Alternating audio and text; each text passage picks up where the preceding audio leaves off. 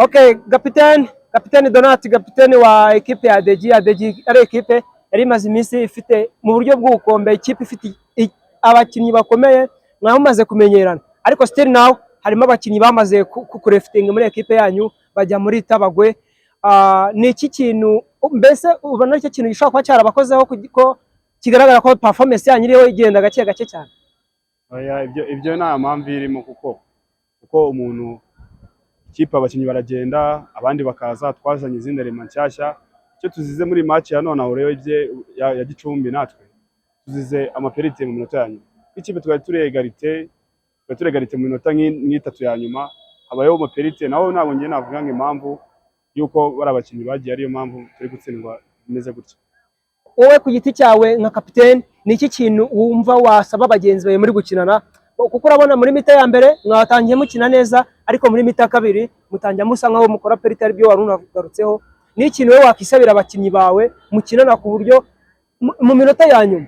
Ni iki kintu wabasaba unisamira nawe ku giti cyawe ku buryo muzaba tugeze mu gice cya nyuma? Ese iki gice turaza kukigera gute mu gihe coach yarangaraho gakeya? Nkatwe nk'abakinnyi tumaze kugira experience, ni iki kintu twakagombye gukora? Ikintu cya mbere ndabantu nshimire bagenzi banjye kuko ntabwo twitwaye nabi nubwo twatsinzwe, ariko ikintu nasaba bagenzi banjye ni ukudakora amaperite, kuko ikintu twishe no amaperite mu minota ya nyuma no kumenya kujera minota ya nyuma kabisa. Icyo tubikozeho. Noneho ikintu ari nacyo kintu abafana kenshi babonaga biramantaho abafana banyu, umutoza ni iki kintu ushobora kubona mu minota ya nyuma? Ni iyihe consigne ashobora kuba yibeshye kubaha kugira ngo, kuko urabona ko mutakaje imipira 3, nuvuga ngo mwatakaje imipira 2 mutamukora n'indi perite imwe, ariyo bintu byagiye bibaviramo ko nuvuga ngo mwahise muva musa nk'abantu muvuye mu mukino, mubona ko umukino nyine birangiye kuko mwumvishe ko Gicumbi barushije ibitego 2-3 umukino urangiye. Ni ikintu we wakisabira nk'umutoza? Igihe cyo nasaba umutoza, kuko umutoza n'ubundi yavanyemo wakoze perite, noneho kwa kundi ushyiramo umukinnyi yawe yaza atarashyuha nawe akahita akora andi maperite, umutoza nta kosa yakoze, kuko ikintu cyabayeho ni ugutakaza imipira gusa y'umukinnyi winjiyemo mushyashya utashyushye, namwe murabizi.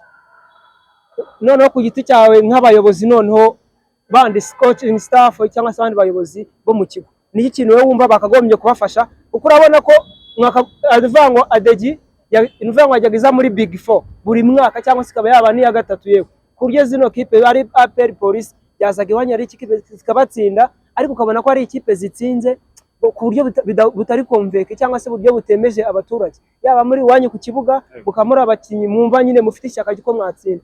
Uyu mwaka urabona bitazabagora kugira ngo muzaze nko muri Big 4?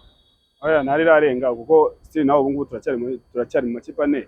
Ubu ngubu ari urutonde rugiye, turacyari mu makipe 4, natwebwe bibaho kuruzinga match, kandi nandi bandi duhangaye nabo byashobora kuba baziruzinga, nta kibazo dufite. Naho icyo nasaba abayobozi bagumye batwiteho nk'uko bari kutwitaho, nk'uko ukuntu bimeze, gumye twitaho kabisa. Urakoze cyane kapiteni Donat.